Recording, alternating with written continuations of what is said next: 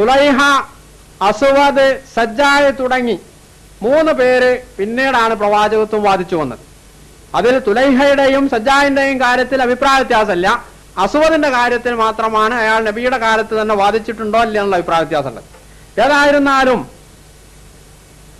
ഈ ആളുകളോട് സിദ്ദീഖ് റളിയല്ലാഹു അൻഹുവിന്റെ നേതൃത്വത്തിലുള്ള സഹാബാ കിറാമിൽ ഒരാൾ പോലും താങ്കളുടെ പ്രവാചകത്വത്തിന്റെ തെളിവെന്താണ് എന്ന് ചോദിച്ചിട്ടില്ല എന്ന് മാത്രമല്ല, ഈ കള്ള പ്രവാചകത്വ വാദവുമായി രംഗത്ത് വന്ന ആളുകളോട് സിദ്ദീഖ് റളിയല്ലാഹു അൻഹു യുദ്ധം പ്രഖ്യാപിക്കുകയാണ് ചെയ്തിട്ടുള്ളത്.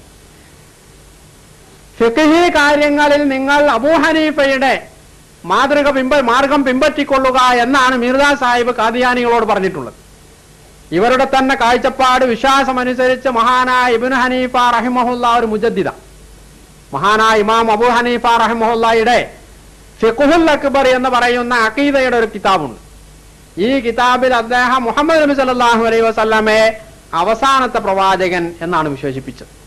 മറ്റൊരിക്കൽ ഇമാം അബൂ ഹനീഫ പറഞ്ഞിട്ടുള്ളത്, മുഹമ്മദ് നബി സല്ലല്ലാഹു അലൈഹി വസല്ലമക്ക് ശേഷം പ്രവാചകത്വവാദവുമായി വരുന്ന ആളോട് താങ്കളുടെ പ്രവാചകത്വത്തിന്റെ തെളിവെന്ത് എന്ന് ചോദിച്ചാൽ അതോടുകൂടി അവൻ ഇസ്ലാമിക വൃത്തത്തിൽ നിന്ന് പുറത്താണ്, കാഫിറായി തീരുന്നു എന്നാണ്. ഞങ്ങൾ നിങ്ങളെ കാഫിറാക്കുകയല്ല. ഇനി അങ്ങനെ ഒരു ആരോപണം ഞങ്ങളുടെ പേരിൽ വേണ്ട. ഇത് മുസ്ലിം സമൂഹം എക്കാലത്തും ഖുർആൻ തന്നെ പറഞ്ഞിട്ടുള്ള ഒരു കാര്യം നിങ്ങളെ കേൾപ്പിക്കുന്നു. നിങ്ങൾക്ക് ഇഷ്ടമുണ്ടെങ്കിൽ സ്വീകരിച്ചാൽ മതി. ബോധപൂർവ്വം നരകത്തിലേക്ക് പോണ്ട, നിങ്ങൾ പോകരുത് എന്ന് ഞങ്ങൾക്ക് കൂടി ആഗ്രഹമുള്ളത് കൊണ്ട്. നമ്മളൊക്കെ സ്നേഹിതന്മാരാണ്. അബൂ ഹനീഫ പറഞ്ഞത് കേൾക്കാൻ നിങ്ങളോട് നിങ്ങൾ തന്നെ അംഗീകരിക്കുന്ന മിർസാ സാഹിബ് പറഞ്ഞിട്ടുണ്ട്. ഇനി പുതിയത് പഴയത് എന്ന മറ്റൊരു വാദഗതിയുണ്ട്. 1899 ഈസാ ഇബ്നു മറിയം രണ്ടാമതും വരുമെന്ന് ഖുർആനിൽ ഒരിടത്തും പറയുന്നില്ല. എന്നാൽ പ്രവാചകത്വ പരിസമാപ്തിയെക്കുറിച്ച് നിരവധി പരാമർശങ്ങൾ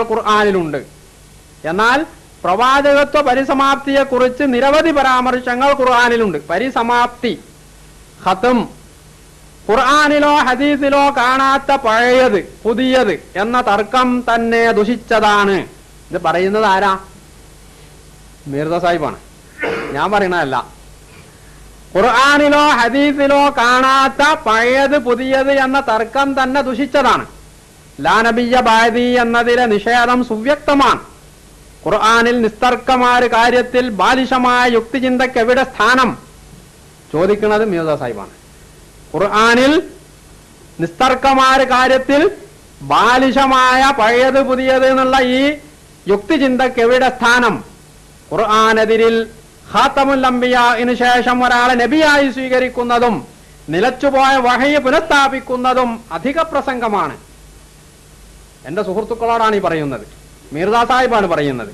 നുബുവത്തിന്റെ മഹത്വത്തിന് നുബുവത്തിന്റെ വഹയ് തന്നെ വേണ്ടി വരും. ഇൽഹാമു പോരാ, സ്വപ്നം പോരാ. ഇവിടെ ഈസാ നബി അലൈഹി ഇസ്ലാമിന്റെ മറ്റൊരു കാര്യം പറയുകയുണ്ടായി. ഈസാ നബി അള്ളാഹുവിന്റെ നബിയാണ് നബിയാണ് നബിയാണ് എന്ന് 3 പ്രാവശ്യം നബി സല്ലല്ലാഹു അലൈഹി വസല്ലമ ഉറപ്പിച്ചു പറഞ്ഞു എന്നുള്ളതാണ്. ഇവിടെ തന്നെയാണ് നമ്മളുടെ ഒരു ഊന്നൽ. ഈസാ ഇബ്നു മറിയം നബിയാണ്. എനിക്ക് ശേഷം വരാനിരിക്കുന്ന ഈസാ ഇബ്നു മറിയം പണ്ട് ഇസ്രായേൽ സമൂഹത്തിൽ അള്ളാഹു നിയോഗിച്ച അള്ളാഹുവിന്റെ പ്രവാചകനായിരുന്ന ഈസയാണ്. ആ ഈസയാണ് എനിക്ക് ശേഷം വരാനുള്ളത്. അല്ലാതെ ഈസയുടെ വേഷം കെട്ടി വരുന്ന മറ്റൊരു തുല്യൻ എന്ന് പറഞ്ഞു വരുന്ന ഒരു ഡുബ്ലിയല്ല എന്നാണ് മുഹമ്മദ് നബി സല്ലല്ലാഹു അലൈഹി വസല്ലം ഇതിലൂടെ നമ്മളെ പഠിപ്പിക്കുന്നത്. അതേപോലെ തന്നെ മാകാന മുഹമ്മദുൻ അബാ അഹദിൻ മിർ റിജാലിക്കും എന്ന ആയത്തിന് ഇസാലെ ഉഹാമിൽ തന്നെ മിർസാ സാഹിബ് പറഞ്ഞിട്ടുള്ള അർത്ഥം ഖതം കർണേ വാലാ നബിയോങ്ക എന്നാണ്. ഖതം കർണ എന്ന് പറഞ്ഞാൽ അവസാനിപ്പിക്കുന്നവൻ, അതായത് അവസാനത്തെ ആള്. നബിയോങ്ക പ്രവാചകന്മാരിലെ അവസാനത്തെ ആള് എന്ന് അദ്ദേഹം തന്നെ പറയുന്നു. ഇതിന് അവസാനത്തെ ആള് എന്ന് നിങ്ങളും നിങ്ങളുടെ ഇപ്പോഴത്തെ ആണോ ഉമർ സാഹിബ് അദ്ദേഹത്തിന്റെ ഇശായത്തുകാർക്കുള്ള മറുപടിയിൽ ഈ അവസാനത്തെ എന്ന് ഖാത്തമുൻ നബിയീൻ എന്നതിന് അദ്ദേഹവും അർത്ഥം അംഗീകരിച്ചിട്ടുള്ളതാണ്. അപ്പോൾ ഖാത്തം എന്നതിന് അവസാനത്തേത് ഇല്ല എന്ന് പറയാൻ നിങ്ങൾക്ക് വിശുദ്ധ ഖുർആനോ നബി സല്ലല്ലാഹു അലൈഹി വസല്ലമയുടെ ഹദീസുകളോ അറബി ഭാഷയോ നിങ്ങളുടെ തന്നെ പ്രവാചകനായ മിർസാ സാഹിബിന്റെ ഉക്തികളോ ഉപയോഗിച്ചുകൊണ്ട് സമർത്ഥിക്കുക സാധ്യമല്ല. അപ്പോൾ എവിടെ നിന്നാണ് നിങ്ങൾക്ക് ഈ വാദത്തിനുള്ള തെളിവുള്ളത്? വിശുദ്ധ ഖുർആനിന് തെറ്റായ വ്യാഖ്യാനങ്ങൾ നൽകാതെ വ്യക്തമായ ഒരു പദപ്രയോഗം ഖുർആനിൽ നിന്ന് മുഹമ്മദ് നബി സല്ലല്ലാഹു അലൈഹി വസല്ലമക്ക് ശേഷം ഇനിയും പ്രവാചകൻ വരാം എന്നതിന് തെളിവായിട്ട് നിങ്ങൾക്ക് ഉദ്ധരിക്കാൻ കഴിയുമോ? രണ്ട് ആശയത്തിന് രണ്ട് വ്യാഖ്യാനത്തിന് പഴുതുള്ള പദങ്ങൾ ഇവിടെ സ്വീകാര്യമേ അല്ല. വ്യക്തമായ ഒരായത്തിന്റെ തുണ്ടെങ്കിലും മുഹമ്മദ് നബി സല്ലല്ലാഹു അലൈഹി വസല്ലമയുടെ ഹദീസിൽ നിന്ന് അല്ലെങ്കിൽ നിങ്ങൾ പറയുന്ന സുന്നത്തിൽ നിന്ന് ഉണ്ടായിരുന്നാലും ഇങ്ങനെ ഖണ്ഡിതമായി ഇനിയും ഒരു പ്രവാചകൻ വരാമെന്ന് തെളിയിക്കുന്ന വല്ല ഹദീസോ സുന്നത്തോ നിങ്ങൾക്ക് ഉദ്ധരിക്കാൻ കഴിയുമോ? അവിടെയും വ്യാഖ്യാനം പറ്റുകയില്ല.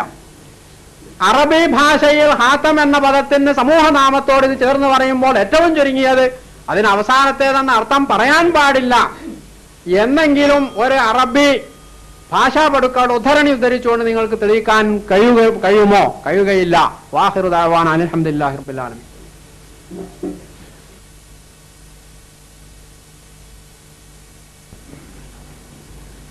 അല്ലാഹുമ്മ സല്ലി അലാ മുഹമ്മദിൻ വഅലാ ആലി മുഹമ്മദ് വബാരിക് വസല്ലിം ഇന്നക ഹമീദും മജീദ്. അഭിനന്ദ സദസ്യരെ, ഞാനിവിടെ ഖാത്തമുൻ നബിയീൻ എന്ന ആയത്തിന് എന്തർത്ഥം നൽകാമെന്നും അതിന് വിശുദ്ധ ഖുർആനിൽ എന്താണ് തെളിവെന്നും തിരുഹദീസുകൾ എന്തു പറയുന്നുവെന്നും ഭാഷ അതിനംഗീകരിക്കുന്ന അർത്ഥമെന്തെന്നും വിശദീകരിക്കുകയുണ്ടായി. അതിനദ്ദേഹം ഖണ്ഡനമെന്നോണം ചില വാദങ്ങൾ ഇവിടെ ഉന്നയിച്ചു. അതിൻ്റെ മറുപടിയാണ് ഞാനിപ്പോൾ പറയുന്നത്. മുസ്ലിം ലോകത്തിനറിയാത്ത ഒരു വിശ്വാസമാണ് നബി സല്ലല്ലാഹു അലൈഹി വസല്ലമക്ക് ശേഷം ഒരു പ്രവാചകൻ വരുമെന്നുള്ളത് എന്നാണ് അദ്ദേഹം പറഞ്ഞത്. എന്നാൽ മുസ്ലിം ലോകത്ത് അംഗീകരിക്കപ്പെടുന്ന ഉന്നതന്മാരായ അബ്ദുൽ വഹാബ് ഷെറാനി, ഹദറത്ത് ഷെയ്ഖ് അബ്ദുൽ ഖാദർ കുർദിസ്ഥാനി, മുഹിദ്ദീൻ ഇബ്നു അറബി, സയ്യിദ് അബ്ദുൽ കരീം ജീലാനി, ഷാ വലിയുല്ലാഹ് മുഹദ്ദസ് ദഹ്ലവി, അബു അബ്ദുല്ലാഹി മുഹമ്മദ് ബിൻ അലിയുൽ ഹസൻ അൽ ഹക്കീം അത്തിർമിദി തുടങ്ങിയിട്ടുള്ള മഹാന്മാർ ഖാത്തം എന്നുള്ളത് മുഹമ്മദ് മുസ്തഫ സല്ലല്ലാഹു അലൈഹി വസല്ലം തിരുമേനിയുടെ ഉമ്മത്തിൽ ഒരു പ്രവാചകൻ വരുന്നതിന് തടസ്സമല്ല എന്ന് എഴുതി വെച്ചിട്ടുണ്ട്.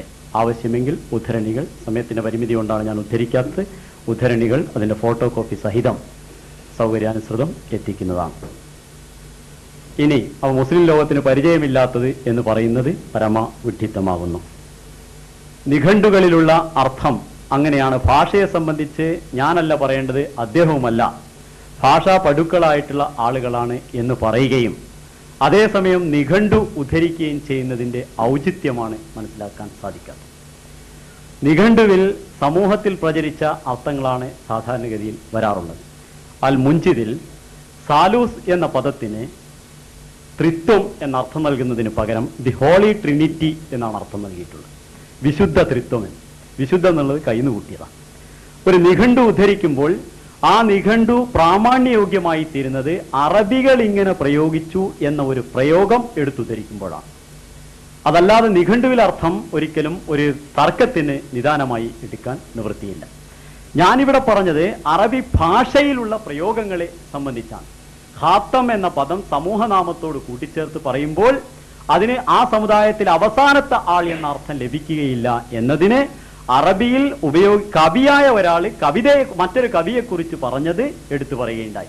അപ്പൊ അവസാനത്തെ കവി എന്നാണ് അതിനർത്ഥമെങ്കിൽ അതിന് അദ്ദേഹം പറഞ്ഞത് മുബാലകയായിക്കൊണ്ട് അതിശയോക്തിപരമായിട്ട് പറയുകയാണെങ്കിൽ തന്നെയും അത് അവസാനത്തെ എന്ന അർത്ഥം കൊടുത്തെങ്കിലേ ശരിയാവുകയുള്ളൂ എന്നാണ്.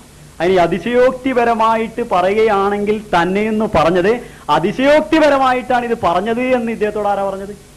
അപ്പൊ അടിസ്ഥാനമില്ലാത്തൊരു കാര്യം ആദ്യം മെനഞ്ഞുണ്ടാക്കി അതിന്റെ പുറത്താണ് ചോദ്യം ചോദിക്കുന്നത്. അതിശയോക്തിപരമായിട്ടല്ല, അവരുടെ വിശ്വാസമാണ് അവർ വ്യക്തമായിട്ട് സത്യമായിട്ട് പറഞ്ഞിട്ടുള്ളത്. ഉദാഹരണമായി ഈ കോഴിക്കോട് കുറ്റിച്ചിറയിൽ ജിഫ്രി തങ്ങളുടെ മക്ബറയുടെ മുകളിൽ ഖാത്തമത്തുൽ ഔലിയ എന്ന് എഴുതിയിട്ടുണ്ട്. ഔലിയാക്കളുടെ ഖാത്തമാണ് അദ്ദേഹം എന്ന്. അത് അറബി അറിയുന്ന ആളുകളാണ് എഴുതിയിട്ടുള്ളത്. അത് ജിഫ്രി തങ്ങളുടെ മക്ബറ ഞങ്ങൾക്ക് പ്രമാണമെന്നല്ല പറഞ്ഞത്, അറബി ഭാഷയിലുള്ള പ്രയോഗമാണ് അവിടെ എഴുതിയിട്ടുള്ളത്. ഔലിയാക്കൾ അവസാനത്തെ ഔലിയാണ് എന്നല്ല ഉള്ളത്. ഈ കോഴിക്കോട് തന്നെ ഉള്ള സംഭവമാണ്. അങ്ങനെ ഭാഷയിൽ ഖാത്തം എന്ന് ഖാത്തമുൽ മുഫസ്സിരീൻ എന്ന് അവസാനത്തെ എന്നല്ല ശ്രേഷ്ഠൻ എന്ന അർത്ഥത്തിലാണ് എന്നത് ഖാത്തമുൽ മുഫസ്സിരീൻ എഴുതിയതിന് ശേഷവും മുഫസ്സിരീങ്ങൾ വന്നു എന്നത് തെളിവാണ്. അതേപോലെ ഖാത്തമുൽ മുഹദ്ദിസീൻ എന്ന് എഴുതിയതിന് ശേഷവും മുഹദ്ദിസീങ്ങൾ വന്നു എന്നുള്ളത് തെളിവാണ്. ഖാത്തമുൽ ശുറ എന്ന് എഴുതിയതിന് ശേഷവും ഇവിടെ കവികൾ ഉണ്ടായി എന്നുള്ളത് ആ ഭാഷയിൽ ആ പ്രയോഗം ശ്രേഷ്ഠൻ എന്ന അർത്ഥത്തിലാണ് എന്നാണ് തെളിവ്. അങ്ങനെ ഭാഷയിലുള്ള പ്രയോഗം പറയുമ്പോൾ മുഞ്ചിദും കാമൂസും ഒക്കെ നിദാനമാണ് എന്ന് പറയുന്നത് ഒരു ഭാഷയിലുള്ള പ്രയോഗം എടുത്തുദ്ധരിച്ചുകൊണ്ടാണ് പറയുന്നത്. പിന്നെ ഒരു പ്രയോഗം ഇവിടെ പറഞ്ഞത് കാമൂസുൽ മുഹൈത്ത് പറഞ്ഞു എന്ന് പറഞ്ഞുകൊണ്ട് ജാഅൽ ആഖിറുൽ ഖൗമി, ആ കൗമിന്റെ ആഖിറുള്ള ആള് വന്നു എന്ന്. ഒരു കൗമിനെ എവിടെ അവസാനത്തെ ആള്?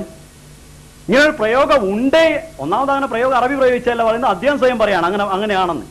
ഈ മുഞ്ചിദ് എഴുതുന്ന ആൾ മാത്രം പറയുന്നതാണ്. അങ്ങനെ അറബിയിലുള്ള മറ്റൊരു പ്രയോഗം പൗരാണിക സാഹിത്യത്തിൽ നിന്ന് മറ്റും ഉദ്ധരിക്കുന്നില്ല. അങ്ങനെ ഒരു സമുദായത്തിന് അവസാനത്തെ ആളില്ലല്ലോ.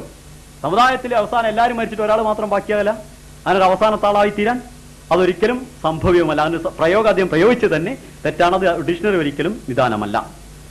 ഇനി മുഫസ്സിറുകൾ അവസാനത്തെ പ്രവാചകൻ എന്ന് പറഞ്ഞു എന്നാണ്. മുഫസ്സിറുകൾ പറഞ്ഞത് ഖുർആന് അനുഗുണമാണെങ്കിലാണ്. മുഫസ്സിറുകളുടെ പ്രമാണത്തിൽ പറഞ്ഞിട്ടില്ല. ഇവിടെ സംവാദത്തിൽ മുഫസ്സിറുകൾ എടുത്തിട്ടില്ല. അത് നിങ്ങൾ വേറെ വല്ല സംവാദത്തിലും എടുത്തു വെച്ചോ. സംവാദത്തിൽ ഖുർആൻ ഹദീസ് ഇതാണ് പ്രമാണം. മുഫസ്സിറുകൾ എന്തെല്ലാം പറഞ്ഞിട്ടുണ്ട്? ഈ പറഞ്ഞ മുഫസ്സിറുകളൊക്കെ എന്തെല്ലാം പറഞ്ഞിട്ടുണ്ട് അറിയോ? റസൂലുള്ള സൈനബിനെ പിന്നെ വിരി നീങ്ങിയപ്പോ കണ്ടിട്ടാണ് കെട്ടിയതെന്ന് പറഞ്ഞ് എഴുതിയ മുഫസ്സിറിനെ നമ്മുടെ മുജാഹിദ് പ്രസ്ഥാനത്തിന്റെ ഉന്നത നേതാവായ അബ്ദുസ്സലാം സുല്ലമി തന്നെ വിമർശിച്ചിട്ടുണ്ട്. അപ്പൊ ആ വിധത്തിലുള്ള മുഫസ്സിരീങ്ങളുടെ കൗലുകൾ ഇവിടെ ഒരിക്കലും പ്രമാണമല്ല. ഖുർആൻ അനുസൃതമാണെങ്കിൽ മുഫസ്സിരീങ്ങളെ അംഗീകരിക്കുന്നു. ഇനി പറഞ്ഞത് ഖുർആനിൽ എന്താണ് തെളിവ് എന്നുള്ളതാണ്. ഞാനിവിടെ ഉദ്ധരിച്ച ആയത്ത് മീസാഖൻ നബിയിനാണ്. ഈ രണ്ട് കരാർ, ഒരു കരാറ് റസൂലുള്ളാഹിൽ നിന്ന് വാങ്ങിയെന്നും അതേ കരാറ് തന്നെയാണ് ആലുംറാനിൽ പറഞ്ഞിട്ടുള്ളത് എന്നും പറഞ്ഞു. ഖുർആൻ കൊണ്ട് ഖുർആൻ തന്നെ പറഞ്ഞു. ആ ഖുർആനിലുള്ള ഈ കരാറ് എനിക്ക് ശേഷം ഒരു ദൂതൻ വരുന്നതായാൽ എന്നാണ് കരാറ് എന്ന് ഖുർആന്റെ വ്യക്തമായ വചനമാണ്. പിന്നെന്തിനാ മുഫസ്സിറിന്റെ ആവശ്യം? വ്യക്തമായി തെളിയുന്ന ഓരോ വചനത്തിൽ നിന്നും വ്യക്തമായി തന്നെ നാം ആ കാര്യം മനസ്സിലാക്കേണ്ടതല്ലേ?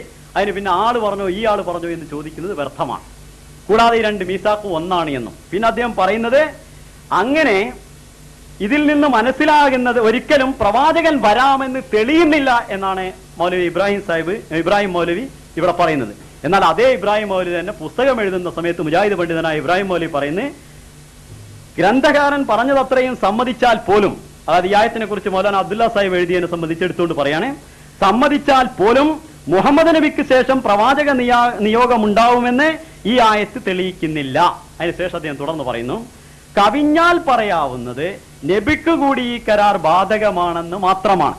നബി സല്ലല്ലാഹു അലൈഹി വസല്ലമയ്ക്ക് ശേഷവും പ്രവാചക നിയോഗത്തിന് സാധ്യതയുണ്ടെന്നും പറയാം. സാധ്യതയും സംഭവ്യതയും രണ്ടും രണ്ട് കാര്യമാണ്. സാധ്യതയുള്ളതെല്ലാം സംഭവിക്കണമെന്നില്ല, സംഭവിക്കാതിരിക്കാനും അത്ര തന്നെ സാധ്യതയുണ്ട്. അപ്പൊ സംഭവിക്കാനും സംഭവിക്കാതിരിക്കുവാനും സാധ്യതയുണ്ട് നബി വരാമെന്നതിൽ നിന്ന് തെളിഞ്ഞാൽ തന്നെ എന്ന് അദ്ദേഹം തന്നെ സമ്മതിച്ചതിൽ ഇവിടെ നബി വരാമെന്നും വരികയില്ലെന്നും തെളിയുന്നില്ല എന്നിവിടെ സംവാദത്തിൽ പറയുമ്പോൾ മുമ്പ് എഴുതിയത് മറന്നോ അതോ മറ്റെന്തോ ഉദ്ദേശത്തോടോ എന്നെനിക്കറിയുകയില്ല. ഇനി പറയാനുള്ളത് ഖാത്തമുൽ ഔലാദ് എന്ന് മീർദാ സാഹിബ് തന്നെ അർത്ഥം കൊടുത്തു എന്നാണ്. അന ഖാത്തമുൽ ഔലാദ് എന്ന്, അന ഖാത്തമുൽ ഔലാദ് എന്ന് മീർദാ സാഹിബ് തന്റെ 80-ലധികം ഗ്രന്ഥങ്ങളിൽ ഒരൊറ്റ സ്ഥലത്തും പ്രയോഗിച്ചിട്ടില്ല എന്ന് ഖണ്ഡനഭയമെന്നെ ഞാൻ പറയുന്നു. അതേ സമയത്ത് ഞാൻ ഖാത്തമുൽ ഔലാദാണ് എന്ന് ഉറുദുവിൽ പറഞ്ഞിട്ട് അന എന്നുള്ള പദപ്രയോഗം അവിടെ ഇല്ല. അത് അറബിയിൽ അദ്ദേഹം തന്റെ ശൈലിയിൽ എടുത്തു വന്നതാണ്. ഞാൻ ഖാത്തമുൽ ഔലാദാണ് എന്ന് ഉറുദുവിൽ പറഞ്ഞത് കൊണ്ട് അവസാനത്തെ കുട്ടി എന്നാണ് അർത്ഥമെങ്കിൽ അതിന് ശേഷം പറയുന്നത് പരിപൂർണനായ ഒരു കുട്ടിയും എനിക്ക് ശേഷം പിന്നീട് പ്രസവിച്ചിട്ടില്ല എന്നാണ്. അതായത് പ്രസവം മാസം തികയാതെയും മറ്റു വിധത്തിലുള്ള പ്രസവങ്ങൾ ഉണ്ടായിട്ടുണ്ട്, പക്ഷെ അതിന് ശേഷവും കുട്ടികൾ ഉണ്ടായി എന്ന് അവിടെ പറയുകയും ചെയ്യുന്നു. മറ്റൊരു കാര്യം, അറബിയിൽ അങ്ങനെ ഒരു തെളിവുണ്ടോ എന്ന് ചോദിച്ചാൽ അരി എത്രയെന്ന് ചോദിച്ചാൽ പയറഞ്ഞഴിയുന്ന ഉത്തരം അതിന് ഉറുദുവിലുള്ള തെളിവാണോ? ഇവിടുന്ന് അങ്ങോട്ട് പോകാനുള്ള വഴിയൊന്ന് കാണിച്ചതാന്ന് പറഞ്ഞത് അതിന് വഴിയൊന്ന് കാണിച്ചതാൻ തമിഴ് പറഞ്ഞിട്ടുണ്ട്. എന്തായിരിക്കും ഇതിന്റെ അവസ്ഥ? അതുപോലെ ഉറുദുവിലും അറബിയിലും ഒന്നാണെന്ന ഭാഷയൊക്കെ പോയി കഴിഞ്ഞാൽ ഉറുദുവും പേർഷ്യനും ഇതൊക്കെ, അത് ഉറുദുവിനെ സംബന്ധിച്ച് എന്താണെന്ന് അദ്ദേഹം മനസ്സിലാക്കി എനിക്കറിയില്ല. ഉറുദു ഭാഷയിൽ പാർസിയും അതേപോലെ അറബിയൊക്കെ പോയി കഴിഞ്ഞാൽ ഒന്നുമില്ല. ഏത് ഭാഷക്കാർ അതല്ലാത്തത്? ഭാഷാ ശാസ്ത്രജ്ഞന്മാർ ഭാഷയുടെ ഉൽപ്പത്തിയെ സംബന്ധിച്ചും ഭാഷ എവിടെ നിന്ന് ഉണ്ടായി എന്നതിനെ സംബന്ധിച്ചും കാര്യങ്ങൾ അന്വേഷിച്ചാൽ പിന്നെ ഒരു ഭാഷ ഇവിടെ ഉണ്ടായിരിക്കില്ല, മൂലഭാഷയായിട്ടുള്ള ഭാഷ മാത്രമേ ഉണ്ടായിരിക്കുള്ളൂ, വേറെ ഭാഷയൊന്നും ഉണ്ടായിരിക്കില്ല. പക്ഷെ അതല്ല അതിന്റെ അർത്ഥം. ഒരു ഭാഷയിൽ ആ ഭാഷയിൽ എന്ത് പ്രയോഗിക്കുന്നു എന്നാണ് ആ ഭാഷയെക്കുറിച്ച് നിഗമനം ചെയ്യേണ്ടത്. മക്കർ എന്ന് ഉറുദുവിൽ പറയുമ്പോൾ കുതന്ത്രം എന്നാണ് അതിന്റെ അർത്ഥം. അതേസമയം അറബിയിൽ മക്കർ, അറബിയുടെ പദമാണല്ലോ, അറബിയിൽ മക്കർ എന്ന് പറയുമ്പോൾ നല്ല തന്ത്രത്തെയും കുതന്ത്രത്തെയും പറയും. കാരണം മക്കറുവോ മക്കറല്ല, അള്ളാഹു മക്കർ ചെയ്തു, അതേപോലെ യഹൂദികളും മക്കർ ചെയ്തു. അപ്പൊ ഭാഷയിൽ അങ്ങനെയുള്ള പ്രയോഗം അറബി ചോദിച്ചതിന് ഉറുദുവിലുള്ള ഉദാഹരണമല്ല എടുത്തു കാണിക്കേണ്ടത്. പിന്നീട് അദ്ദേഹം പറഞ്ഞത് ഹമാമത്തുൽ ബുഷറയിൽ അദ്ദേഹം പറഞ്ഞിട്ടുണ്ട് അവസാനത്തെ പ്രവാചകനാണെന്ന്. ഹമാമത്തുൽ ബുഷറയിൽ അറബിയിലാ പറഞ്ഞത്. ഖാത്തമൻ നബീൻ എന്ന് അള്ളാഹു പറഞ്ഞു, ലാ നബിയ ബാദി എന്ന് റസൂലുള്ള പറഞ്ഞു. അത് ഹമാമത്തുൽ ബുഷറയിൽ ഖാത്തമൻ നബീൻ അവസാനത്തെ പ്രവാചകൻ എന്ന് മലയാളത്തിൽ തർജ്ജമ കൊടുക്കുകയാണ്. അവിടെ ശ്രേഷ്ഠ പ്രവാചകനാണെന്ന് പറഞ്ഞു. അതേ സമയം ലാ നബിയ ബാദി, അതിനുശേഷം ഇനി ഒരു ശരീഅത്തുള്ള പ്രവാചകനുമില്ല.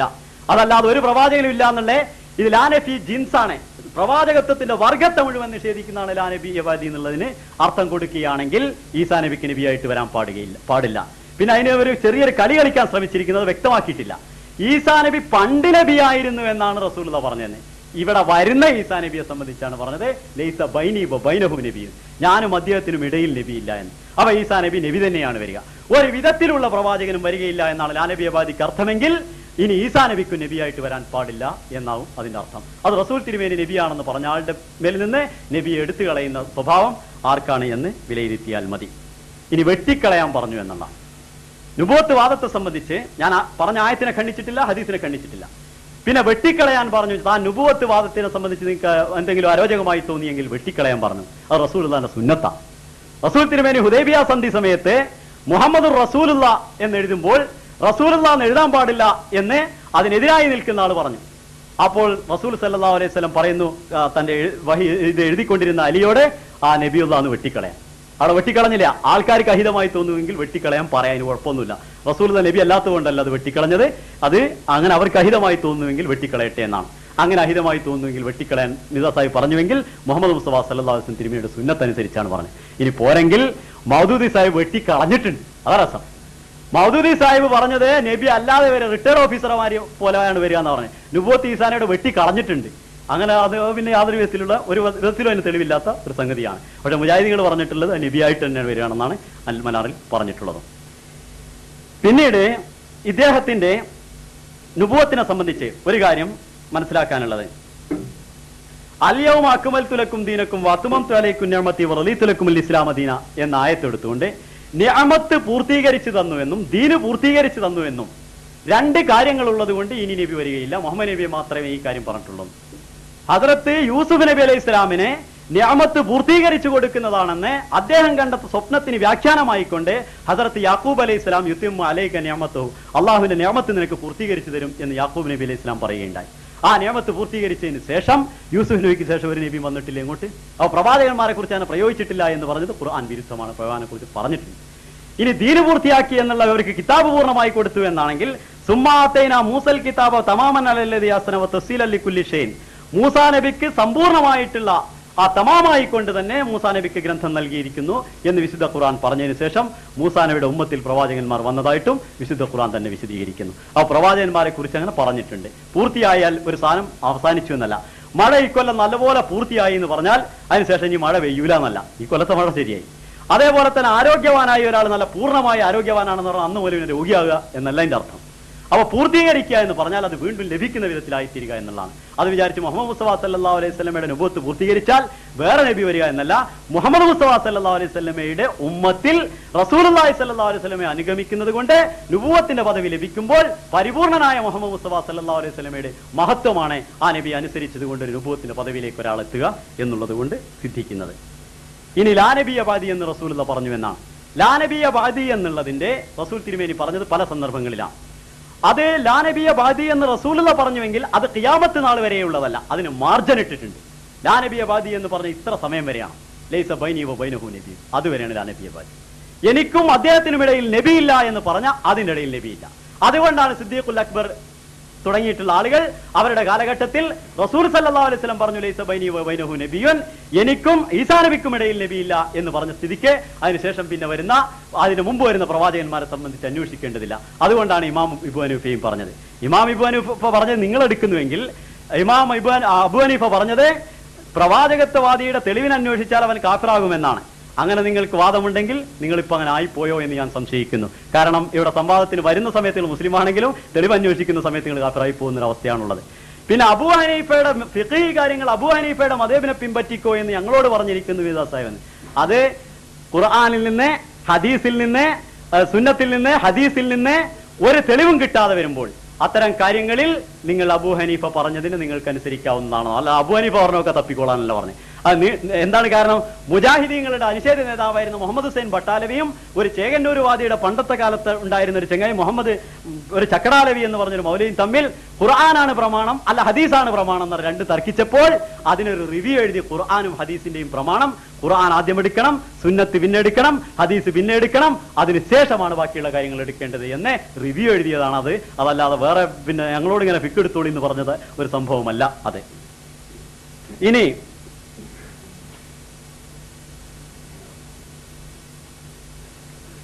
ഇസാലെ ഔഹാമിൽ ഖത്തം കർണേവാല നബിയോം കാ എന്ന് പറഞ്ഞു. ഈ ആയത്തിന് അർത്ഥം കൊടുത്തുകൊണ്ട് ഖത്തം കർണേവാല നബിയോം കാ, ഇത് ഇങ്ങനെ അവസാനിപ്പിക്കുന്നവൻ എന്ന അർത്ഥമാണെങ്കിൽ അത് അഹമ്മദികൾക്കും സ്വീകാര്യമാണ് എന്ന് നിങ്ങൾ മറുപടി എഴുതിയ പുസ്തകം എഴുതുന്നതിന്റെ കുറെ മുമ്പ് എഴുതിയ 50ഓളം വർഷങ്ങൾക്ക് മുമ്പ് എഴുതിയ അനുഭവത്തിൽ ഖുർആൻ എന്ന പേരിൽ ആദ്യം പ്രസിദ്ധീകരിച്ചിരുന്ന പ്രവാചകത്വം ഖുർആനിൽ എന്ന പുസ്തകത്തിൽ മൗലാന അബ്ദുല്ല സാഹിബ് പറഞ്ഞിട്ട് അങ്ങനെ ഒരു അർത്ഥം ഞങ്ങൾക്ക് സ്വീകാര്യമാണ്. അത് മിർദ സാഹിബ് പറഞ്ഞതുകൊണ്ടാണ്. ഇപ്പോഴേ കഴിഞ്ഞ ഇവിടെ ഉള്ള സാധനത്തിനെയാണ് അവസാനിപ്പിക്കുക, വരാനുള്ളതിനെ അവസാനിപ്പിക്കാൻ പറ്റുകയില്ല. ഇപ്പൊ ഒരു തെങ്ങിലെ തേങ്ങ എന്ന് പറഞ്ഞാൽ ഈ വർഷത്തെ തേങ്ങ മുഴുവൻ എന്ന് പറയാം. അതല്ല 10 കൊല്ലം കഴിഞ്ഞിട്ടുണ്ടാവുന്ന തേങ്ങ എന്ന് പറഞ്ഞാൽ അതെങ്ങനെ സാധിക്കുന്ന സംഭവം? ഇവിടെ ഉള്ളതിനെ അവസാനിപ്പിക്കുന്നവൻ മുഹമ്മദ് മുസ്തഫ സല്ലല്ലാഹു അലൈഹി വസല്ലം തിരുമേനി വരുമ്പോൾ ഇവിടെയുള്ള പ്രവാചകന്മാരുടെ ദൗത്യങ്ങൾ അവസാനിപ്പിക്കുന്നവനാണ് മുഹമ്മദ് നബി സല്ലല്ലാഹു അലൈഹി വസല്ലം. അല്ല വരാനുള്ളതിനെ അവസാനിപ്പിക്കുന്നവൻ എന്ന് ഒരിക്കലും വരുന്നതിനെ അവസാനിപ്പിക്കാൻ ഇയാൾക്ക് സാധിക്കുകയില്ല, ആർക്കും സാധിക്കുകയില്ല. പിന്നെ അവസാനിപ്പിക്കുന്ന എന്നുള്ള അർത്ഥം കൊടുക്കുന്നുവെങ്കിലാണ് ആ അർത്ഥമുള്ളത്. ഞാൻ പറഞ്ഞതിന് ചുരുക്കം, ഖാത്തം എന്ന പദം ഭാഷാപടുക്കൾ ഭാഷയിൽ പ്രയോഗിച്ചതാണ് അതിനെ എടുക്കേണ്ടത്. പ്രയോഗത്തിൽ വന്നിട്ടുള്ളത് ഖാത്തമുൽ മുഫസ്സിരീൻ, ഖാത്തമുൽ ഷുറ, ഞാൻ കവിതയെ ഉദ്ധരിച്ചു, ഇനി ആവർത്തിക്കേണ്ട ആവശ്യമില്ല. ശ്രേഷ്ഠൻ എന്ന അർത്ഥത്തിലാണ് ഖാത്തം എന്ന് പ്രയോഗിച്ചിട്ടുള്ളത്. അവസാനത്തെ ഇത് പിന്നെ ഭാഷയിലുള്ള അർത്ഥം അതാണെന്ന് പറയുന്നു. എന്നാൽ മുഫ്രദാത്തെ റാഹിബാണ് വിശുദ്ധ ഖുർആനെ സംബന്ധിച്ചിടത്തോളം വളരെ പ്രാമാണ്യോഗ്യമായിട്ടുള്ള ലോകത്തിന്റെ ഗ്രന്ഥം. അതിനെ സംബന്ധിച്ച് നോക്കിയാൽ അൽ ഖത്തമു, ഖാത്തമു എന്ന് പറഞ്ഞത് ഒരു മുദ്രയാണ്, അതിന്റെ ഭാഷയിലുള്ള മസ്തരി ആയിട്ടുള്ള ഭാഷയിലുള്ള അർത്ഥമെന്നും അതേ അതിന്റെ അർത്ഥം ഒരു പിന്നെ ഒന്നിൽ മറ്റൊന്ന് സീല് വെക്കുമ്പോൾ ആ സീല് താസീറു ഷെയ്, അതിന്റെ പ്രതികരണം മറ്റൊരു ഭാഗത്ത് ഉണ്ടാകുന്ന ആ സീലിനെയാണ് പറയുന്നതെന്നും അദ്ദേഹം വിശദീകരിച്ച് പറഞ്ഞിട്ടുണ്ട്. ഭാഷയുടെ അർത്ഥം അതിൽ മുദ്ര എന്നതിനാണ്, അവസാനത്തെ എന്നല്ല. പിന്നെ ഏതെങ്കിലും എളുപ്പം മനസ്സിലാകാനുള്ളത്, ഒരു അവസാനത്തെ ആള് വന്നു എന്നതിന് എന്താണ് അറബിയിൽ പറയാന്ന് ഒരു അറബിനോട് നിങ്ങൾ എന്ന് ചോദിച്ചു. അപ്പൊ അയാൾ ഖാത്തമില്ല, അവസാനത്തെ ആള് ഖാത്തം എന്നാണ് അയാൾ പ്രയോഗിച്ചതെങ്കിൽ അറബി ഭാഷയിൽ അങ്ങനെ പ്രയോഗം ഉണ്ടെന്ന് നിങ്ങൾക്ക് പറയാം. ഒരൊറ്റ അറബിയും അങ്ങനെ പ്രയോഗിക്കില്ല എന്നാണ് ഞാൻ വിശ്വസിക്കുന്നത്. ഇത് പറഞ്ഞു കണ്ട് നിങ്ങൾ അങ്ങനെ പറയണേ എന്ന് പറഞ്ഞിട്ട് പ്രയോഗിച്ചാൽ അത് വേറെ കാര്യം. സാധാരണഗതി അറബി ഭാഷയിൽ നിങ്ങൾ അറബിയിലൊക്കെ പോകുന്ന ആളുകളാണ്, അവരോടൊന്ന് ചോദിച്ചു നോക്കി ഇങ്ങനെ പറയുമ്പോൾ എന്താ ചെയ്യാൻ. അതിന് വേറെയാണ് അറബിയിലുള്ള പ്രയോഗം. അങ്ങനെ അറബിയിൽ പ്രയോഗിച്ചിട്ടുമില്ല, പിന്നെ പൗരാണിക സാഹിത്യങ്ങളിലൊന്നും അങ്ങനെ പ്രയോഗിച്ചിട്ടുമില്ല.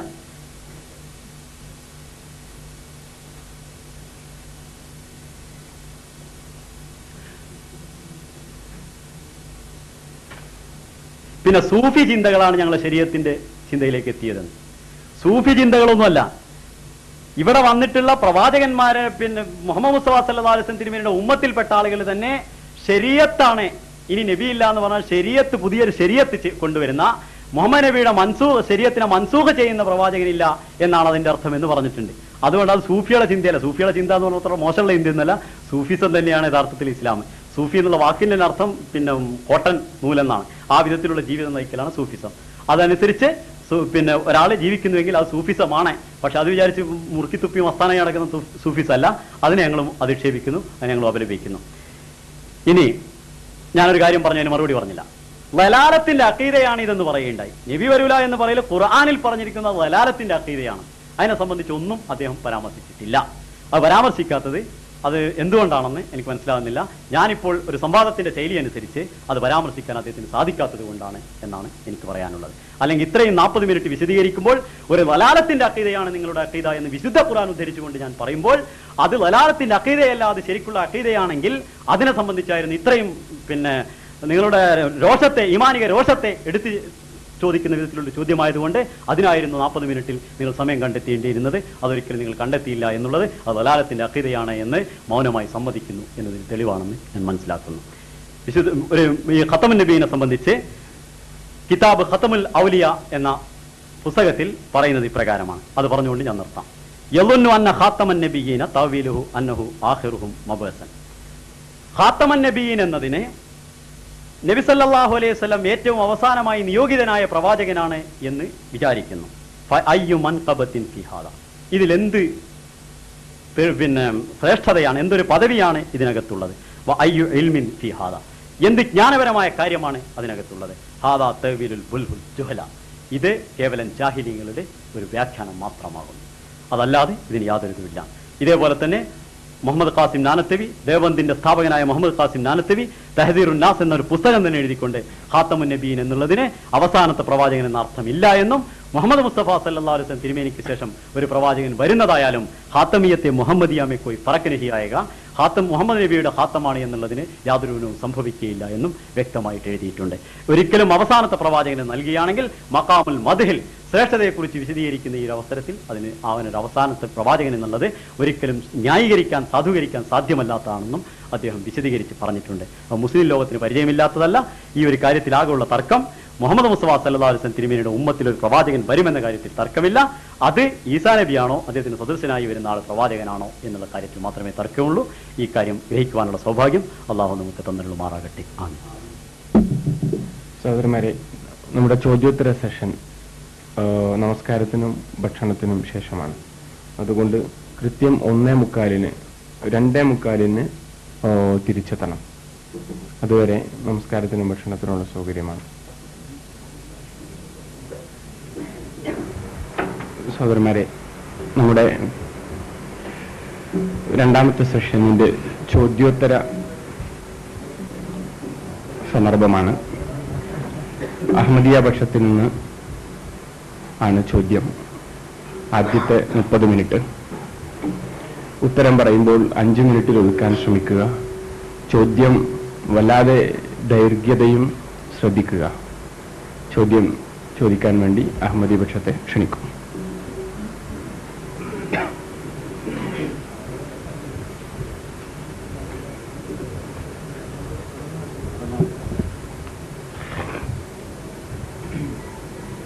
ഹസ്രത്ത് യൂസുഫ് നബി അലൈഹിസ്സലാം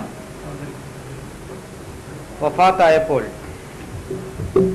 അദ്ദേഹത്തിന്റെ ജനത പറയുകയുണ്ടായി, ലൻ യബഅസല്ലാഹു മിൻ ബഅദിഹി റസൂല, അള്ളാഹു അദ്ദേഹത്തിന് ശേഷം ഒരിക്കലും ഒരു ദൂതനെയും അയക്കുകയില്ല.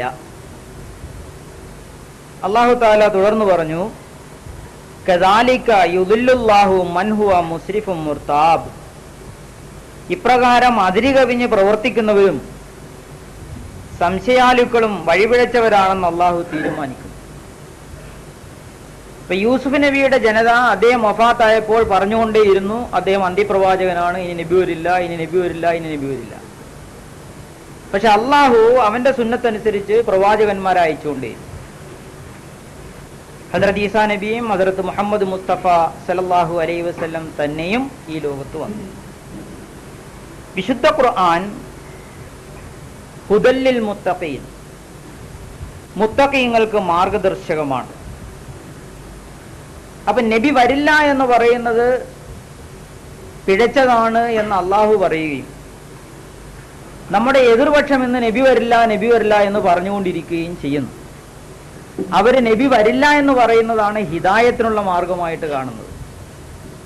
എന്നാൽ അള്ളാഹു ഈ ആയത്തിന്റെ അടിസ്ഥാനത്തിൽ പറയുന്നത്, അങ്ങനെ പറയുന്നത് ഈ അതിര് കവിഞ്ഞ് പ്രവർത്തിക്കുന്നവരും സംശയാലുക്കളും വഴിപിഴച്ചവരാണോ തീരുമാനിക്കുന്നതാണ്.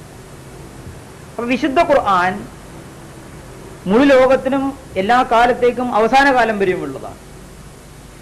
ഈ വാദം പണ്ട് നടന്നത് ഹദ്റത്ത് യൂസുഫ് നബി അലൈഹി ഇസ്ലാമിന്റെ കാലത്ത് അദ്ദേഹത്തിന്റെ ജനത പറഞ്ഞത് എന്തിന് വിശുദ്ധ ഖുർആനിൽ രേഖപ്പെടുത്തി, അതിന്ന് നമുക്ക് നൽകുന്ന മാർഗദർശകം എന്താണ്?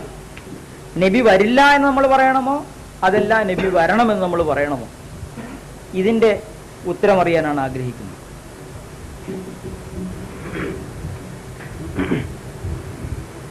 അസ്സലാമു അലൈക്കും. അൽഹംദുലില്ലാഹി വസ്സലാത്തു വസ്സലാമു അലാ റസൂലില്ലാഹി വഅലാ ആലിഹി വഅസ്ഹാബിഹിൽ ഫായിസീന ബിറിദല്ലാഹി അമ്മാ ബഅദ്.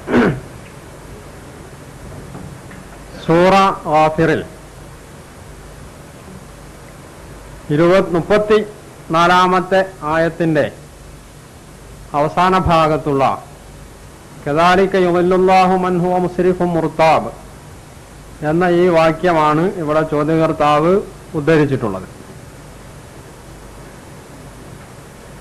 യൂസുഫ് അലൈഹിസ്സലാമിനെ സംബന്ധിച്ച്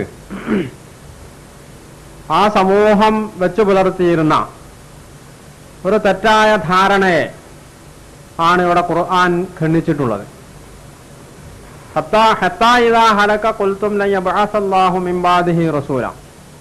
യൂസുഫ് അലൈഹിസ്സലാം മരിച്ചപ്പോൾ നിങ്ങൾ പറഞ്ഞു അദ്ദേഹത്തിന് ശേഷം ഇനി ഒരിക്കലും അള്ളാഹു ഒരു ദൂതനെ നിയോഗിക്കുകയില്ല എന്ന്. യൂസുഫ് അലൈഹിസ്സലാം പ്രവാചകന്മാരിൽ അവസാനത്തെ ആളാണ്, ഖാതമുൻ നബിയീനാണ് എന്ന് അള്ളാഹുവോ മൂസാ നബിയോ ഇസ്രായേൽ യൂസുഫ് നബി അലൈഹിസ്സലാം തന്നെയുമോ ഇസ്രായേൽ സമൂഹത്തോട് പറഞ്ഞിട്ടുണ്ടായിരുന്നില്ല, അല്ലെങ്കിൽ ഈജിപ്തിലെ ജനതയോട് പറഞ്ഞിട്ടുണ്ടായിരുന്നില്ല. അള്ളാഹുവോ പ്രവാചകന്മാരോ പറയാത്തൊരു കാര്യം അവർ സ്വയം പറഞ്ഞുണ്ടാക്കിയതാണ്, അള്ളാഹുവിന് പ്രവാചകന്മാരെ നിയോഗിക്കൂല. അതേ അവസരം ഇവിടെ മുഹമ്മദ് നബി സല്ലല്ലാഹു അലൈഹി വസല്ലമയെ സംബന്ധിച്ച് ഖുർആൻ ഖണ്ഡിതമായി പറഞ്ഞതാണ് ഖാതമുൻ നബിയീൻ, അദ്ദേഹം പ്രവാചകന്മാരിൽ അവസാനത്തെ ആളാണ്. മാത്രവുമല്ല ഈ ഖാതമുൻ നബിയീൻ കൊണ്ടുള്ള ഉദ്ദേശം എന്താണ് എന്ന് മുഹമ്മദ് നബി സല്ലല്ലാഹു അലൈഹി വസല്ലമയും അർത്ഥശങ്കക്കുമിടയില്ലാത്ത വിധം പ്രസ്താവിച്ചിട്ടുണ്ട്. തുടർന്ന് ഈ ആയത്തിൽ പറഞ്ഞിട്ടുള്ള എന്താണ്? ഈ സൂറയിൽ അല്ലദീന യുജാദിലൂന ഫീ ആയാത്തില്ലാഹി ബിഗൈരി സുൽത്താനിൻ അതാഹും, തങ്ങൾക്ക് വന്നു കിട്ടിയ പ്രമാണത്തിന്റെ പിൻബലമില്ലാതെ, ബിഗൈരി സുൽത്താൻ, പ്രമാണത്തിന്റെ പിൻബലമില്ലാതെ അള്ളാഹുവിന്റെ ആയത്തുകളിൽ തർക്കിക്കുന്നവർ, ഖബറ മഖ്തൻ ഇൻദല്ലാഹി വഇൻദല്ലദീന ആമനു, അള്ളാഹുവിങ്കലും സത്യവിശ്വാസികളുടെ അടുത്തും ഇത് ഏറ്റവും ജുഗുപ്സാവഹമായിട്ടുള്ള അല്ലെങ്കിൽ ക്രോധത്തിന് കാരണമായിട്ടുള്ള ഒരു സംഗതിയാണ്. കദാലിക യത്ബഉല്ലാഹു അലാ കുല്ലി ഖൽബി മുതകബ്ബിരിൻ ജബ്ബാർ, ധിക്കാരിയും അഹങ്കാരിയുമായ ഏതൊരുത്തന്റെയും ഹൃദയത്തിന് ഇങ്ങനെയാണ് അള്ളാഹു സീല് വെക്കാണ്. അള്ളാഹു പറഞ്ഞ ഒരു കാര്യത്തിൽ സംശയം വെച്ച് പുലർത്തുകയും എന്നിട്ട് അതിനെ ചോദ്യം ചെയ്യുകയും അതിനെ ദുർവ്യാഖ്യാനിക്കുകയും ചെയ്യുന്നതാണ് ഇവിടെ എതിർപക്ഷം ചെയ്തുകൊണ്ടിരിക്കുന്നത്. യൂസുഫ് അലൈഹിസ്സലാമിന്റെ ശേഷമുള്ള ജനതയാവട്ടെ അള്ളാഹു പറയാത്തൊരു കാര്യം പ്രമാണത്തിന്റെ പിൻബലമില്ലാതെയാണ് അവർ പറഞ്ഞിരുന്നത്. അപ്പോൾ ഇവിടെ സുന്നത്ത് എന്ന് പറയുന്നത് അള്ളാഹു അവതരിപ്പിച്ച പ്രമാണത്തിന്റെ അടിസ്ഥാനത്തിൽ ഒരു കാര്യം അംഗീകരിക്കുന്നുവോ ഇല്ലേ, അംഗീകരിക്കുക എന്നതാണ് സത്യവിശ്വാസിയെ സംബന്ധിച്ചിടത്തോളം കരണീയമായിട്ടുള്ളത്. എന്നല്ല അത് മാത്രമേ അയാൾക്ക് പറ്റൂ, അതല്ലാത്ത ഒരു രീതിയെ സംബന്ധിച്ച് അത് ധിക്കാരമാണ്, കുഫറാണ് എന്നാണ് ഇതിന് മനസ്സിലാക്കേണ്ടത്. അപ്പൊ അള്ളാഹുവിൽ നിന്നുള്ള പ്രമാണം ഉണ്ടോ ഇല്ല എന്നുള്ളതാണ് ഇവിടെ പ്രധാനമായിട്ടുള്ളത്. ഇവിടെ മുഹമ്മദ് നബി സല്ലല്ലാഹു അലൈഹി വസല്ലം അവസാനത്തെ പ്രവാചകനാണ് എന്നതിനാണ് ഖുർആനിന്റെ പിൻബലം, ഹദീസിന്റെ പിൻബലം, ഇസ്ലാമിക സമൂഹത്തിന്റെ പിൻബലം എന്നതാണ് ഇവിടെ മറുപക്ഷവും ഞങ്ങളും തമ്മിലുള്ള വ്യത്യാസം. അപ്പോൾ അള്ളാഹു ബിഗൈരി സുൽത്താൻ യുജാദിലൂന ഫീ ആയാത്തില്ലാഹി ബിഗൈരി സുൽത്താൻ, പ്രമാണത്തിന്റെ പിൻബലമില്ലാത്തതിൽ തർക്കിക്കരുത്. പ്രമാണത്തിന്റെ പിൻബലം ഉണ്ടെങ്കിൽ അള്ളാഹു അവതരിപ്പിച്ച ഖുർആനിലോ സുന്നത്തിലോ അങ്ങനെ ഉണ്ടെങ്കിൽ അതാണ് അംഗീകരിക്കേണ്ടത്. മുഹമ്മദ് നബി സല്ലല്ലാഹു അലൈഹി വസല്ലം അവസാനത്തെ പ്രവാചകനാണെന്ന് ഖുർആൻ ഖണ്ഡിതമായി പറയുന്നു, നബി സല്ലല്ലാഹു അലൈഹി വസല്ലമയും ഖണ്ഡിതമായി പറയുന്നു. അപ്പൊ പ്രമാണത്തിന്റെ പിൻബലം ഇല്ലാത്ത ആളുകളെയാണ് കദാലിക യുദില്ലുല്ലാഹു മൻ യശാ മൻ ഹുവ കദാലിക യുദില്ലുല്ലാഹു മൻ ഹുവ മുസ്രിഫും മുർതാബ്. ഈ ആയത്ത് ഏറെക്കുറെ ഫിറ്റാവുന്നത്, കൂടുതൽ എന്നല്ല തീർത്തും ഇത് ഫിറ്റാവുന്നത് മറുപക്ഷത്തിനാണ്. കാരണം അവരുടെ കയ്യിൽ ഒരു സുൽത്താനും ഈ കാര്യത്തിൽ ഇല്ലാത്തതുകൊണ്ട്. സുൽത്താൻ ഉണ്ടോ, തെളിവുണ്ടോ ഇല്ലേ എന്ന് കഴിഞ്ഞ സംവാദ സമയത്ത് പരിശോധിച്ചു കഴിഞ്ഞു. ഇവിടെ ചോദിച്ചത് ഈ പ്രവാചകന് ശേഷം മറ്റൊരു പ്രവാചകൻ വരികയില്ല എന്നുള്ള വിശ്വാസം വെച്ച് പുലർത്തുന്ന ആളുകളെ അള്ളാഹു ദലാലത്തിൽ ഈ വിധത്തിലാണ് ആക്കുന്നത് എന്ന് പറയുമ്പോൾ, അങ്ങനെ ഒരായത്ത് ഖുർആനിൽ ഉദ്ധരിച്ചത് ഈ ഒരു വിശ്വാസം വെച്ച് പുലർത്തുന്ന ആളുകളാണ് ദലാലത്തിലെന്നും അത്തരം വിശ്വാസം വെച്ച് പുലർത്തുന്നവരാണ് പ്രമാണങ്ങൾ ഇല്ലാത്തത് എന്നും പ്രമാണങ്ങളില്ലാതെ വെറും തർക്കിക്കുന്ന വിധത്തിലുള്ള അവതരണം നടത്തുന്നതെന്നും ഖുർആൻ വ്യക്തമായി പറഞ്ഞതിൽ നിന്ന് എടുക്കേണ്ട പാഠം, നേർക്ക് നേരെയുള്ള പാഠം, ഈ ആയത്തിന്റെ സന്ദേശം എന്ത് എന്നാണ് ചോദിച്ചത്. അതല്ലാതെ പ്രമാണത്തിന്റെ മാത്രം പിൻബലമല്ല, അത് എന്ത് കാര്യത്തിലാണ് പ്രമാണമുള്ളത് എന്ന് ഖുർആൻ ആ പറഞ്ഞതിൽ ഇന്ന് ഈ ആയത്തനുസരിച്ച് എങ്ങനെയാണ് അമൽ ചെയ്യേണ്ടത് എന്നാണ് ചോദിച്ചത്. ഈ ആയത്ത് നൽകുന്ന പാഠം ഒന്ന്, അള്ളാഹു ഖുർആനിൽ ഒരു കാര്യം ഖണ്ഡിതമായി പറഞ്ഞാൽ ആ കാര്യം അംഗീകരിക്കണം അതിന് വിരുദ്ധമായ സമീപനം സ്വീകരിക്കാൻ പാടില്ല എന്നതാണ് ഒന്ന്. രണ്ട്, അള്ളാഹു ഒരാളെ പ്രവാചകനായി നിയോഗിച്ചാൽ അത് അള്ളാഹു നിയോഗിച്ച പ്രവാചകനാവണം. ആ പ്രവാചകനെ അംഗീകരിക്കുക എന്നത് മനുഷ്യ സമൂഹത്തിന് ബാധ്യതയുള്ള കാര്യമാണ്. ആ നിലക്ക് മുഹമ്മദ് നബി സല്ലല്ലാഹു അലൈഹി വസല്ലമ അള്ളാഹു നിയോഗിച്ച പ്രവാചകനാണ്. ആ പ്രവാചകനെ അംഗീകരിക്കുക എന്നത് മനുഷ്യ സമൂഹത്തിന്റെ ബാധ്യതയാണ്. ഇവിടെ പ്രവാചകൻ മുഹമ്മദ് നബി സല്ലല്ലാഹു അലൈഹി വസല്ലമയെ നിഷേധിച്ചുകൊണ്ടുള്ള സമൂഹങ്ങളുടെ ഈ പോക്ക് ഇതൊരു പുതിയ സംഭവമല്ല. പണ്ട് ഏതൊക്കെ പ്രവാചകന്മാരെ അള്ളാഹു നിയോഗിച്ചിട്ടുണ്ടായിരുന്നുവോ ആ പ്രവാചകന്മാരെ മുഴുവനും അവരുടെ സമൂഹങ്ങളിലെ നിഷേധികൾ തള്ളിപ്പറഞ്ഞിട്ടുണ്ട്. യൂസുഫ് നബി അലൈഹി ഇസ്ലാമിനെ സംബന്ധിച്ചിടത്തോളം അറബികൾക്കും ഇസ്രായേലികൾക്കും അറിയാവുന്ന ഒരാളാണ്. വിശേഷിച്ചും തൊട്ടടുത്ത പ്രദേശമായ ഈജിപ്തിലായിരുന്നു യൂസുഫ് നബി അലൈഹി ഇസ്ലാമിന്റെ പ്രവർത്തന കേന്ദ്രം. അവിടെയുള്ള ജനത ഇതുപോലെ അള്ളാഹുവിന്റെ പ്രവാചകന്മാരെ നിഷേധിച്ചിട്ടുണ്ടായിരുന്നു. അതിന്റെ തെളിവാണ് അവർ യൂസുഫ് നബി അലൈഹി ഇസ്ലാമിനെ നിഷേധിച്ചു എന്നത്. അപ്പോൾ പ്രവാചകത്വ നിഷേധം എന്നത്, പ്രവാചകന്മാരെ നിഷേധിക്കുക എന്നത് മുഹമ്മദ് നബി സല്ലല്ലാഹു അലൈഹി വസല്ലം മാത്രം നേരിടേണ്ടി വന്നിട്ടുള്ള ഒരു കാര്യമല്ല. ഇത് പണ്ടും പ്രവാചകന്മാർ അനുഭവിച്ചിട്ടുള്ളതാണ്. അത് തന്നെയാണ് ഇവിടെ മുഹമ്മദ് നബി സല്ലല്ലാഹു അലൈഹി വസല്ലമയും അനുഭവിച്ചുകൊണ്ടിരിക്കുന്നത്, നേരിട്ടുകൊണ്ടിരിക്കുന്നത്. അതിൽ മുഹമ്മദ് നബി സല്ലല്ലാഹു അലൈഹി വസല്ലം ഒരിക്കലും വിഷമിക്കേണ്ടതില്ല, ദുഃഖിക്കേണ്ടതില്ല. അത് നിഷേധികളുടെ സാധാരണമായിട്ടുള്ള ഒരു സ്വഭാവമാണ്. അതോടൊപ്പം തന്നെ യുളില്ലുല്ലാഹു കദാലിക യുളില്ലുല്ലാഹു മൻ ഹുവ മുസ്രിഫും മുർതാബ്. ആരാണ് മുസ്രിഫും മുർതാബും, ആരെയാണ് ധിക്കാരിയും സംശയാലുവുമായി പരിഗണിക്കേണ്ടത്? ആ കാര്യം വ്യക്തമായി ഇവിടെ മുസ്ലിം സമൂഹവും അല്ലാത്തവരും മനസ്സിലാക്കേണ്ടതുണ്ട്. ധിക്കാരികൾ, മുസ്രിഫ്, മുർതാബ് എന്നൊക്കെ പറയുന്നത് താഴെ പറയുന്ന ഗുണമുള്ളവരാണ്. അല്ലദീന യുജാദിലൂന ഫീ ആയാത്തില്ലാഹി ബിഗൈരി സുൽത്താനിൻ അതാഹും. തങ്ങൾക്ക് വന്നു കിട്ടിയ അള്ളാഹുവിൽ നിന്നുള്ള വ്യക്തമായ പ്രമാണത്തിന്റെ പിൻബലമില്ലാതെ അള്ളാഹുവിന്റെ ആയത്തുകളിൽ തർക്കിക്കുന്നവരാണ് മുസ്രിഫും മുർതാബുമായിട്ടുള്ള ആൾ. ഇത്തരം മുസ്രിഫുകളെയും മുർതാബുകളെയുമാണ് അള്ളാഹു ഇതുവഴി വഴിതെറ്റിക്കുന്നത്, ദുർമാർഗത്തിൽ അകപ്പെടുത്തുന്നത്. പ്രമാണത്തിന്റെ പിൻബലത്തോടുകൂടി ഒരു കാര്യം അംഗീകരിക്കുന്ന, സത്യപ്രവാചകനല്ലാത്തവരെ തള്ളിപ്പറയുന്ന ആളുകളെ ഒരിക്കലും അള്ളാഹു ദുർമാർഗത്തിൽ അകപ്പെടുത്തുകയില്ല. അവര് പ്രമാണത്തിന്റെ പിൻബലത്തോടു കൂടിയാണ് അത് അംഗീകരിക്കുന്നത് എന്നതുകൊണ്ട് അവരെ അള്ളാഹു സന്മാർഗത്തിലാണ് ആക്കുക. മറിച്ച് പ്രമാണമില്ലാതെ പ്രവാചകത്വം വാദിക്കുന്നവരെയാണ് അള്ളാഹു ദുർമാർഗത്തിൽ അകപ്പെടുത്തുക എന്നതാണ് ഇതിൽ നിന്ന് മനസ്സിലാക്കേണ്ടുന്ന മറ്റൊരു, നമുക്ക് നൽകുന്ന, ഈ ആയത്ത് നൽകുന്ന മറ്റൊരു പാഠം. കബുറ മഖ്തൻ ഇൻദല്ലാഹി വഇൻദല്ലദീന ആമനു. ഇവിടെ അള്ളാഹുവിങ്കലും സത്യവിശ്വാസികളുടെ അടുത്തും പ്രമാണമില്ലാതെ ഒരു സംഗതി അംഗീകരിക്കുക അല്ലെങ്കിൽ അത് തർക്കിക്കുക എന്നുള്ളത് മഖത്ത്, അള്ളാഹുവിന്റെയും സത്യവിശ്വാസികളുടെയും കോപത്തിന് കാരണമായി തീരുന്ന കാര്യമാണ് എന്നാണ് പറഞ്ഞത്. അപ്പോൾ പ്രമാണമുണ്ടോ ഇല്ലേ എന്നതിന്റെ അടിസ്ഥാനത്തിൽ മാത്രമേ ഒരു കാര്യം നിങ്ങൾ അംഗീകരിക്കാവൂ എന്നുകൂടിയാണ് ഈ ആയത്ത് നമ്മളെ പഠിപ്പിക്കുന്നത്, ഖുർആന്റെ അനുയായികളെ പഠിപ്പിക്കുന്നത്. അതുകൊണ്ട് പ്രമാണമില്ലാത്ത ഒരു കാര്യവും ഇത്തരം കാര്യങ്ങളിൽ നിങ്ങൾ അംഗീകരിക്കാൻ പാടില്ല, അതിന് ചെവി കൊടുക്കാനും പാടില്ല എന്ന മറ്റൊരു ഗുണപാഠവും കൂടി ഈ ആയത്ത് നമുക്ക് നൽകുന്നുണ്ട്.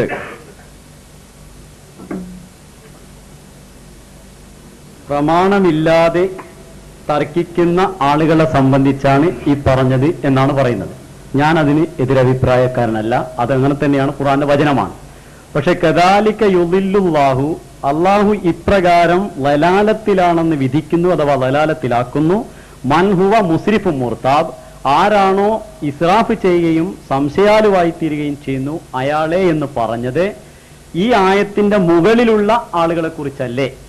അല്ലൻ യബ്അസല്ലാഹു മിൻ ബഅദിഹി റസൂല, ഒരിക്കൽ ഖുൽതും ലൻ യബ്അസല്ലാഹു മിൻ ബഅദിഹി റസൂല, ഇതിനു ശേഷം ഒരു പ്രവാചകനെയും റസൂലിനെയും അള്ളാഹു നിയോഗിക്കുകയില്ല എന്ന് പറയുന്ന ആളുകളുടെ ആ പറഞ്ഞ വാക്കുകളെ ഉദ്ധരിച്ചുകൊണ്ട് കദാലിക, അപ്രകാരമാണ് അള്ളാഹു ലലാലത്തിലാക്കുന്നത് എന്ന് പറയുകയും, അപ്പോൾ അങ്ങനെ ഉദ്ധരിക്കുന്ന ആളുകൾ ഇനി നബി വരില്ല എന്ന് പറയുന്ന ആളുകളാണ് പിന്നെ തെളിവില്ലാതെ പ്രമാണങ്ങളുടെ പിൻബലമില്ലാതെ തർക്കിക്കുന്നവരെന്നും, അങ്ങനെ തർക്കിക്കുന്നവരാണ് യഥാർത്ഥത്തിൽ ഇത്ബാഉല്ലാഹു, അള്ളാഹു ഇത്തരം അഹംഭാവികളുടെയും തോന്നിവാസികളെയും അള്ളാഹു ഹൃദയങ്ങളിൽ മുദ്ര വെക്കുന്നു എന്നും തുടർന്ന് പറഞ്ഞിട്ടുള്ളത്.